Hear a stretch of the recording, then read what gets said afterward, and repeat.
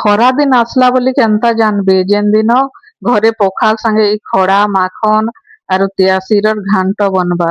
ଇ ତିଆସିର ସ୍ୱାଦ ଆରୁ ମାଖନର ମିଠାପନ ଓହୋ ପୁରା ଜମି ଯିବା।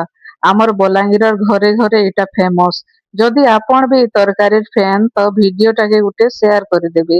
ଚାଲୁନ ଦେଖମା କେନ୍ତା କରି ବନାମା ଇ ଖାଣ୍ଟି ଦେଶୀ ସ୍ୱାଦ। ଆସୁନ ଆଜି ବନାମା ସୁଆଦିଆ ଖଡ଼ା ମାଖନ ଆଲୁ ତିଆସିର ମିକ୍ସ ତରକାରୀ। ପहला कढ़ई ने तेल गरम करी प्याज के भल से भाजी दमा। प्याज टिके लाल हेले सेथिरे अदा लेसुन बटा मसला देकरी भल से कसी दमा। एबे एथिरे हल्दी आरु मिर्चा पाउडर देकरी टिके टाइम भाजमा।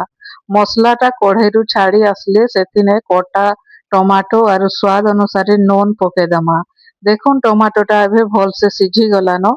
एबे टिके गरम मसला देकरी एका संगे मिसई दमा। एबे सबू सिझा आइथिबार खड़ा माखन आलू आरु त्यासी के मसला संगे मिसई दमा।